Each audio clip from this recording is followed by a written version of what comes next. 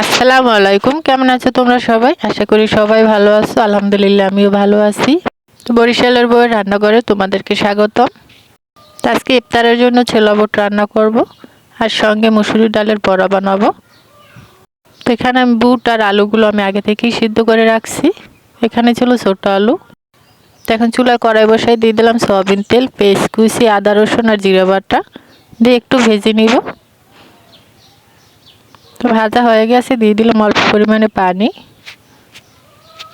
হলুদ মরিচের গুঁড়া, লবণ দিয়ে ভালোভাবে কষাই। এখন আমি বুটগুলো দিয়ে দিব। ঝালটা আমি অল্পই দিয়েছি যেহেতু বাচ্চারা খাবে।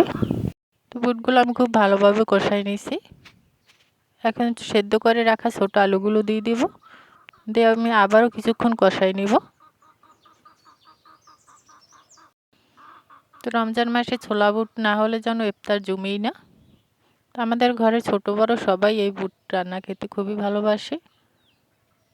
কষানো হয়ে গেছে, এখন দিয়ে দিলাম অল্প পরিমাণে পানি, যেহেতু আগে থেকেই সেদ্ধ করে রাখছি তো বেশি পানি দেইনি।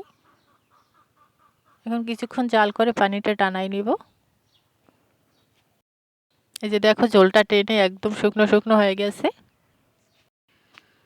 তো এখন আমি একটা চামচ দিয়ে আলুগুলো ভেঙে দিব, ভেঙে আবারও কিছুক্ষণ জাল করে নিব যাতে বুটটা একদম শুকনো শুকনো হয়। এভাবে শুকনো শুকনো করে বুটটা রান্না করলে মুড়ি দিয়ে খেতে কিন্তু খুবই ভালো লাগে। তো আজকে আমি বুট আর ডালের বড়াটাই ঘরে বানাইছি, অন্যগুলো আমি দোকান থেকে কিনে আনছি। এই যে বুট রান্নাটা কিন্তু হয়ে গেছে। এখন ডালের বড়াগুলো বানাই নিব। তো এখানে আমি মুসুরি ডাল বেটে নিয়েছি, সঙ্গে বেটে নিয়েছি জিরা আর রসুন, দিয়ে দিলাম পেঁয়াজ কুচি, বিলাতি ধনিয়া পাতা, দিয়ে দিলাম অল্প পরিমাণে হলুদ আর লবণ। তো এখানে আমি কাঁচামরিচ দিয়েছি, সেটা আসলে ভিডিও করা হয় নাই। তো সর্বশেষ দিয়ে দিলাম একটা হাঁসের ডিম, দিয়ে আমি খুব ভালোভাবে হাত দিয়ে মাখাই নেব। তো দেখতে দেখতে আজকে রোজার 6টা হয়ে গেছে। আসলে যখন ছোট ছিলাম তখন রমজান মাস আসলে কতই না আনন্দ করতাম, ঈদ কবে আসবে ঈদ কবে আসবে বলে। আসলে তারা আনন্দ কখন করবে, তারা যতটুকু স্কুল থেকে এসে সময় পায় মোবাইল নিয়ে ব্যস্ত হয়ে পড়ে। আর আমাদের সময়কালে আমরা এই যে মাখানো হয়ে গেছে, এখন চুলায় কড়াই বসাই দিয়ে দিলাম সয়াবিন তেল। তেলটা গরম হলে আমি এখন ছোট ছোট শেপ করে বড়াগুলো দিয়ে দিব। একটু পাতলা করেই দিছি যাতে মচমচা হয়। তো আমি সবগুলো দিয়ে দিলাম, কড়াইতে যতটুকু ধরছে বাকিটা আমি পরে দিব। তো পুরো ভিডিওটা দেখার জন্য অনুরোধ রইল। তো আমার ভিডিওর কোনো অংশ যদি তোমাদের কাছে ভালো লাগে তাহলে চ্যানেলটা সাবস্ক্রাইব করে পাশে থেকো, আর কমেন্ট করে জানিও ভিডিওটা কেমন হয়েছে। যদি আমার ভিডিওর মাঝে কোনো ভুল ত্রুটি হয় সেটা কমেন্টে বলো, যাতে পরবর্তীতে সংশোধন করতে পারি।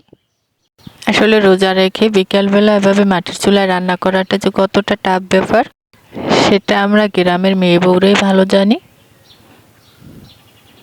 এত কষ্ট করে রান্না করার পর সবাই যখন খেয়ে বলে না ভালোই হয়েছে, তখন আসলে কোনোই কষ্ট থাকে না। ভিডিও করার ক্ষেত্রেও এরকম, এত রোদে বসে ভিডিও করতেছি, তোমরা যদি কমেন্টে এসে বলো না আপু ভিডিওটা ভালো হয়েছে, তাহলে আসলে কোনো কষ্টই হয় না। তো পরবর্তীতে আরও ভিডিও করার জন্য উৎসাহ বাড়ে। তো বড়াগুলো আমি উল্টে দিয়েছি, তো এই তো একদম লাল লাল করে ভেজে নিয়েছি। এখন নামাই নিব। আসলে রমজান মাস হলো রহমতের মাস। এই মাস ভরে রোজা রাখা, সারাদিন রোজা রাখার পর তারাবি নামাজ পড়া যতই কষ্ট হোক তারপরও কিন্তু অন্যরকম একটা আনন্দ থাকে মনের ভিতর, যে সারাদিন রোজা রেখে নামাজ পড়লে আল্লাহ খুশি হয়। তো আল্লাহ খুশি হলো তো আমরাও খুশি। আল্লাহকে খুশি করার জন্যই তো সারাদিন এত কষ্ট করি। আমি বাকি বড়াগুলো ভেজে নিচ্ছি, সব বড়াগুলোই ভাজা হয়ে গেছে।